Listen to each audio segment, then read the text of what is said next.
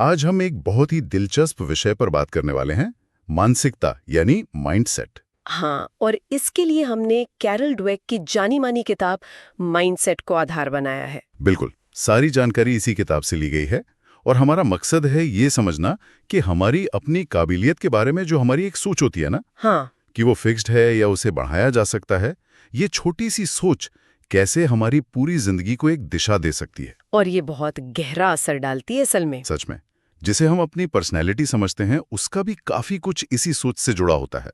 और मजे की बात यह है कि जिसे हम फेलियर मान लेते हैं, हाँ, जिससे डरते हैं सब। वो शायद सीखने का एक बड़ा मौका हो सकता है। तो चलिए आज इसी पर थोड़ी गहराई से बात करते हैं। बिल्कुल। तो कैरल ड्वेक ने अपने रिसर्च में पाया कि मोटे तौर पर 2 तरह की मानसिकता होती है लोगों में, फिक्स्ड माइंडसेट और ग्रोथ माइंडसेट। हाँ, और ये उन्हें पता चला जब वो बच्चों को मुश्किल पजल सॉल्व करते देख रही थीं। कुछ बच्चे तो मजे ले रहे थे, उन्हें चुनौती अच्छी लग रही थी। हाँ, उन्हें लग रहा था कि वो कुछ सीख रहे हैं, उनका दिमाग तेज हो रहा है। बिल्कुल, लेकिन कुछ बच्चे फौरन ही हार मान गए। हाँ, उन्हें लगा कि वो स्मार्ट नहीं है, इसलिए उनसे नहीं होगा।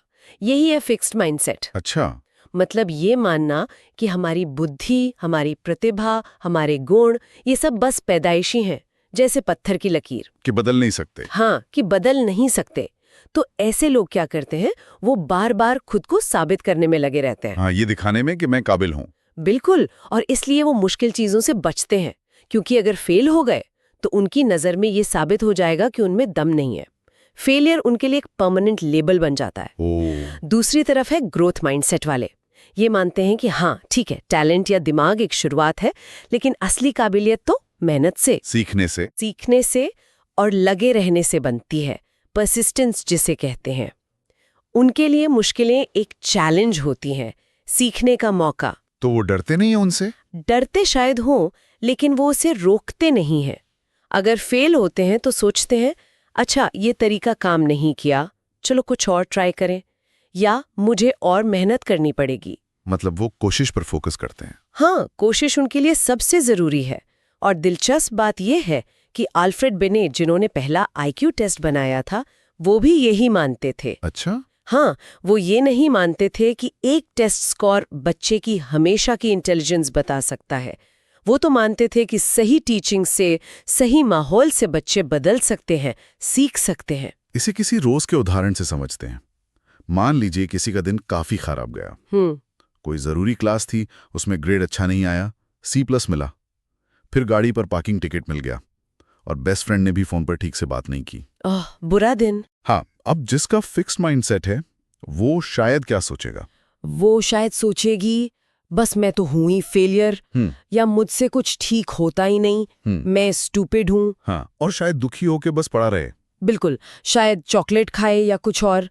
मतलब वो उस घटना को अपनी पूरी पहचान से जोड़ लेती है। छोटी छोटी चीजों से भी वो हार मान लेती है। ये है फिक्स्ड माइंडसेट की प्रॉब्लम। हाँ, वो घटना को नहीं, खुद को जज करने लगती है। लेकिन उसी सिचुएशन में ग्रोथ माइंडसेट वाला इंसान क्या सोचेगा? वो शायद सोचेगा, ओके, क्लास में C+ आया, मतलब मुझे और मेहनत करनी होगी। हाँ, या अगली बार ज्यादा ध्यान देना होगा। हाँ, पार्किंग टिकट मिला तो आगे से ध्यान रखूंगा। और दोस्त का पता नहीं क्या मूड था, शायद उसका दिन खराब हो। हाँ, वो प्रॉब्लम को देखता है, खुद को लेबल नहीं करता। एग्जैक्टली, वो समाधान ढूंढता है, खुद को कोसता नहीं। लेकिन एक ग्रोथ माइंडसेट वाले मुश्किलों में इतना अच्छा परफॉर्म क्यों करते हैं? मिया हैम, जो महान फुटबॉलर थीं, कोशिश करती थीं कि उनसे बेहतर खिलाड़ियों के साथ प्रैक्टिस करें। हाँ, मैंने भी पढ़ा है ये। क्यों? क्योंकि इससे उन्हें अपनी कमियां दिखती थी और खुद को इम्प्रूव करने का मोटिवेशन मिलता था। ये जो खुद को स्ट्रेच करना है ना, हाँ, वही कंफर्ट जोन से बाहर निकलना, यही ग्रोथ माइंडसेट की पहचान है। आराम नहीं ढूंढना, चुनौती ढूंढना। बिल्कुल। और कोशिश यानी एफर्ट को देखने का नजरिया भी बहुत अलग होता है दोनों में। कैसे? फिक्स्ड माइंडसेट में यह माना जाता है कि अगर आपको किसी चीज में ज्यादा मेहनत करनी पड़ रही है, मतलब आप में टैलेंट कम है। हाँ, कि अगर आप सच में स्मार्ट या टैलेंटेड हैं, तो चीजें आसानी से होनी चाहिए, बिना मेहनत के। वो एफर्टलेस परफेक्शन वाली बात। बिल्कुल। खासकर कॉलेजों में ये बहुत दिखता है। लोग दिखाना चाहते हैं कि देखो, मैंने तो बिना पढ़े टॉप कर लिया, जबकि ग्रोथ माइंडसेट वाले जानते हैं कि कोशिश ही वो चाबी है जो टैलेंट को असल कामयाबी में बदलती है। मेहनत ही रंग लाती है। हाँ, लॉरा हिलेनब्रैंड का उदाहरण देखिए। उन्हें क्रॉनिक फटीग सिंड्रोम था, मतलब भयानक थकान रहती थी। हाँ, बहुत मुश्किल बीमारी है। बिल्कुल।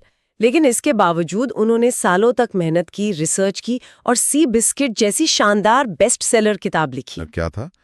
ये सिर्फ इच्छा शक्ति और लगातार कोशिश थी। कमाल है। अच्छा, तो फिर ये जो हम टेस्ट और एग्जाम लेते हैं, क्या वो किसी की असली क्षमता बता सकते हैं हमेशा के लिए? ये बड़ा सवाल है। फिक्स्ड माइंडसेट वाले तो यही मानते हैं। हाँ, जैसे वो लोरेटा की कहानी थी, जिसे किंडरगार्टन के टेस्ट में कम स्कोर आने पर कम काबिल मान लिया गया था। और सोचिए उस बच्ची पर क्या बीती होगी। एक टेस्ट ने जैसे उसकी पूरी जिंदगी की कहानी लिख दी।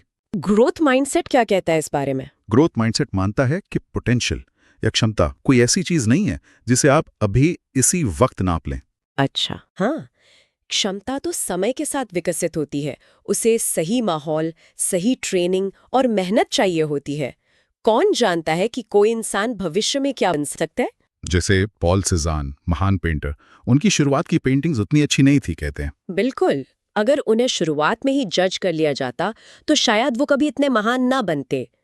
एक टीचर थे मिस्टर रियॉर्डन। उनकी एक स्टूडेंट जेनिफर मैथ्स में 65% लाई। उन्होंने ये मानने से इनकार कर दिया कि बस यही उसकी क्षमता है। उन्होंने कहा, एक स्कोर ये तय नहीं कर सकता कि वो आगे क्या हासिल कर सकती है। ये ग्रोथ माइंडसेट है। ये तो बहुत पॉजिटिव सोच है। लेकिन एक और बात जो मुझे बहुत चौंकाने वाली लगी, वो है तारीफ के बारे में। हाँ, प्रेज। हम सब करते हैं, बच्चों को, टीम को, वाह तुम कितने स्मार्ट हो, या तुम में तो नेचुरल टैलेंट है। हमें लगता है इससे उनका कॉन्फिडेंस बढ़ेगा। हाँ, लगता तो यही है। पर ड्वेक कहती हैं कि ये खतरनाक हो सकता है। बिल्कुल, ये पैराडॉक्सिकल लगता है पर सच है। जब हम किसी की इंटेलिजेंस या टैलेंट की तारीफ करते हैं तो हम अनजाने में उनमें फिक्स्ड माइंडसेट डाल रहे होते हैं। कैसे? बच्चा सोचने लगता है, ओह मैं स्मार्ट हूँ, इसका मतलब मुझे हमेशा स्मार्ट दिखना है। फिर क्या होता है, वो मुश्किल चीजें ट्राई करने से डरने लगता है कि कहीं फेल ना हो जाऊं और स्मार्ट का लेबल ना छिन जाए। एग्जैक्टली। ड्वेक के एक्सपेरिमेंट्स ने ये दिखाया, जिन बच्चों की इंटेलिजेंस की तारीफ हुई वो आसान पजल्स चुनने लगे, और जब मुश्किल पजल में फेल हुए तो उनका कॉन्फिडेंस चकनाचूर हो गया। अरे बाप रे! तो फिर तारीफ करनी कैसे चाहिए? तारीफ करनी चाहिए कोशिश की, मेहनत की, स्ट्रेटजी की। जैसे, वाओ तुमने इस प्रॉब्लम पर बहुत मेहनत की, या मुझे बहुत अच्छा लगा जिस तरह तुमने अलग अलग तरीके सोचे इसे सॉल्व करने के। अच्छा, प्रोसेस की तारीफ, रिजल्ट की नहीं। हाँ, या एफर्ट की। इससे बच्चे सीखते हैं कि कामयाबी मेहनत और सीखने से मिलती है, किसी जन्मजात गुण से नहीं। ये उन्हें ग्रोथ माइंडसेट देता है। वो चुनौतियों से डरते नहीं बल्कि सीखते हैं। सेथ एब्राम्स का वो लेटर याद है? हाँ, जिसने लिखा था कि बचपन में उसे गिफ्टेड कहा गया और ये लेवल जिंदगी भर बोझ बन गया। उसे हमेशा डर लगा रहता था कि कहीं वो इस उम्मीद पर खरा ना उतरा तो गलत तारीफ कॉन्फिडेंस बढ़ाने की बजाय छीन सकती है। बिल्कुल। चलिए अब खेल की दुनिया में चलते हैं। वहां तो नेचुरल टैलेंट की बहुत बातें होती हैं। हाँ, ये मिथ बहुत बड़ा है। जैसे बिली बीन, बेसबॉल प्लेयर, कहते थे उनमें टैलेंट तो कूट कूट कर भरा था, अगला बेब रूथ माना जाता था उन्हें। हाँ, पर क्या हुआ? उनमें वो चैंपियन वाली मानसिकता नहीं थी, फिक्स्ड माइंडसेट। जब मुश्किल आती थी या वो फेल होते थे तो वो बिखर जाते थे। और दूसरी तरफ है माइकल जॉर्डन। हाँ, उन्हें तो हाई स्कूल टीम से निकाल दिया गया था। सोचिए, दुनिया का महानतम बास्केटबॉल खिलाड़ी, लेकिन उन्होंने हार नहीं मानी।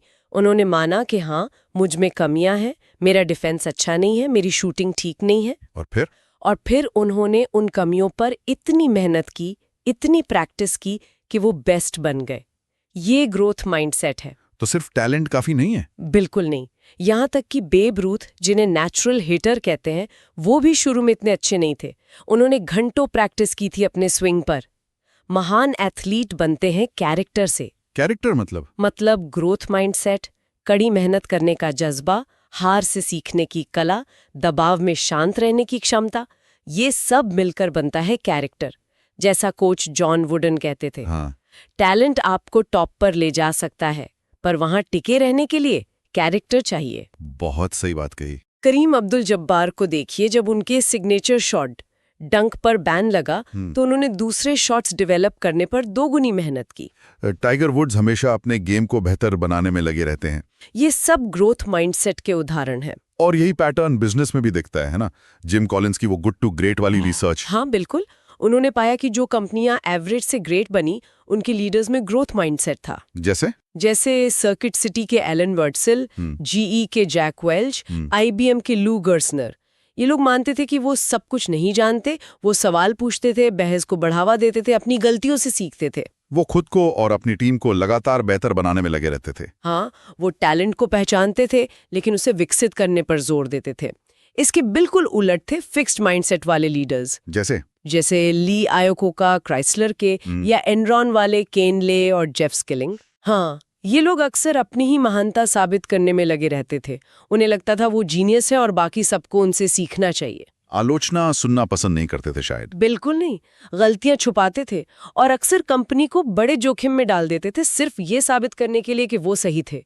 उनकी कंपनियों में अक्सर ग्रुप थिंक का माहौल बन जाता था। Group think? हाँ, मतलब जहां कोई भी लीडर से असहमत होने की हिम्मत नहीं करता, सब बस हाँ में हाँ मिलाते हैं। ये बहुत खतरनाक हो सकता है बिजनेस के लिए। समझा। अब आते हैं रिश्तों पर।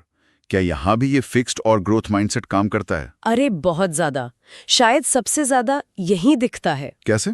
फिक्स्ड माइंडसेट वाले लोग अक्सर रिश्तों में परफेक्ट मैच या सोलमेट की तलाश में रहते हैं।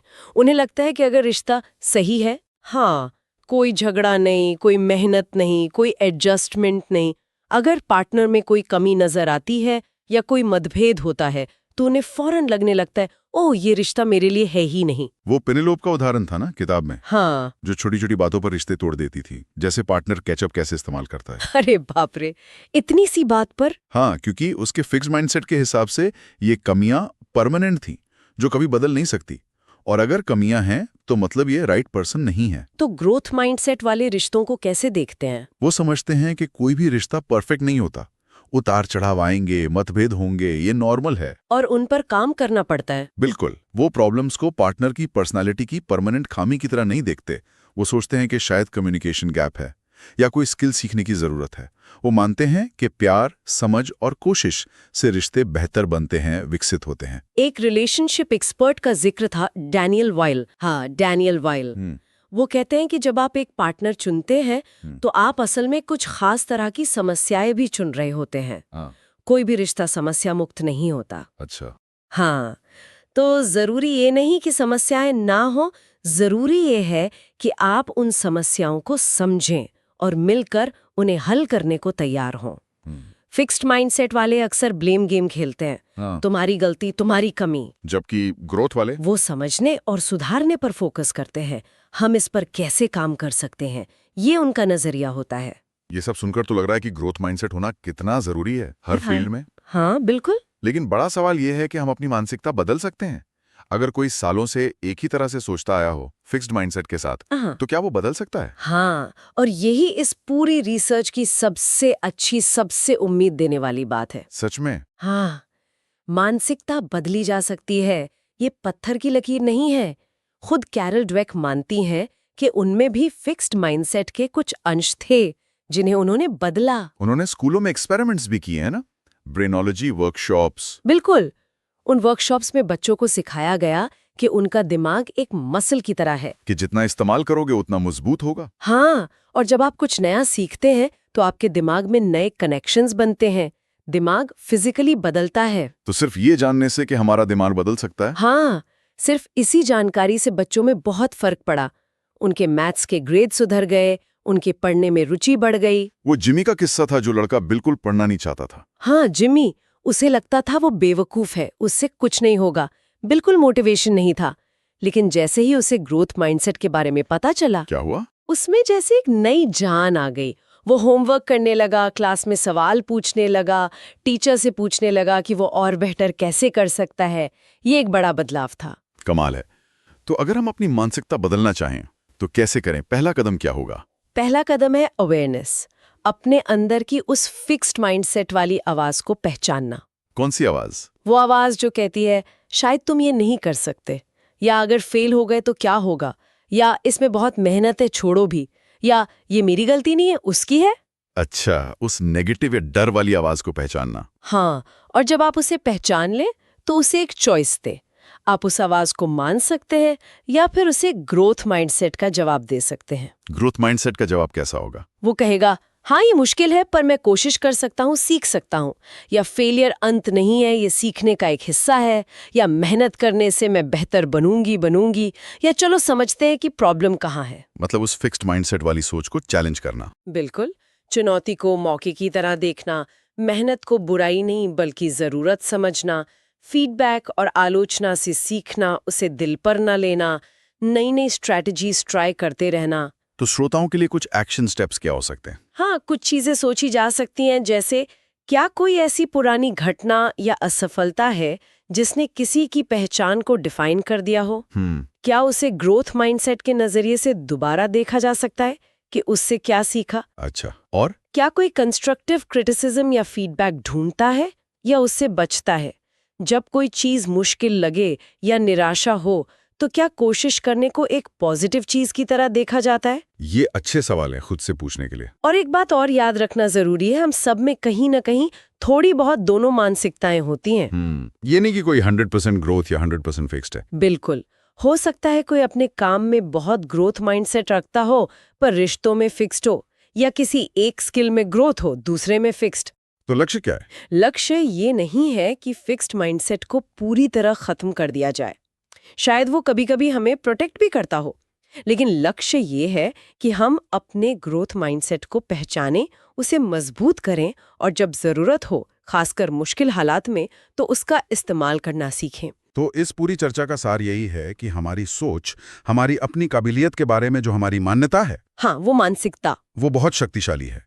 फिक्स माइंडसेट हमें एक दायरे में बांध सकता है। हाँ, हमें आगे बढ़ने से रोक सकता है, जबकि ग्रोथ माइंडसेट हमें आजादी देता है, सीखने की, कोशिश करने की, गलतियां करने की और अपनी असल क्षमता तक पहुंचने की।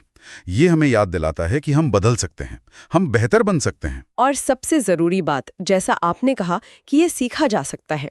हाँ, ये सिर्फ ये जानना नहीं है कि हाँ हम बदल सकते हैं, बल्कि ये समझना है कि कैसे बदल सकते हैं, मेहनत से, सही तरीकों से और दूसरों की मदद लेकर भी। बहुत खूब। तो जाते जाते एक सवाल हम अपने सुनने वालों के लिए छोड़ जाते हैं। जरूर। ऐसी कौन सी एक चीज है जिसे करने का मन हमेशा से था, लेकिन शायद इस डर से कभी कोशिश नहीं की कि मैं इसमें अच्छा नहीं हूं या अगर फेल हो गया तो? अच्छा सवाल है। जरा सोचिए, उस डर के पीछे कौन सी मानसिकता काम कर रही है, फिक्स्ड या ग्रोथ? और क्या आज उस फिक्स माइंडसेट को थोड़ी चुनौती देकर उस चीज को सीखने की तरफ एक छोटा सा पहला कदम उठाया जा सकता है? सोचने वाली बात है। बिल्कुल, सोचिएगा जरूर। अगली बार फिर मिलेंगे एक नई गहरी चर्चा के साथ। नमस्कार।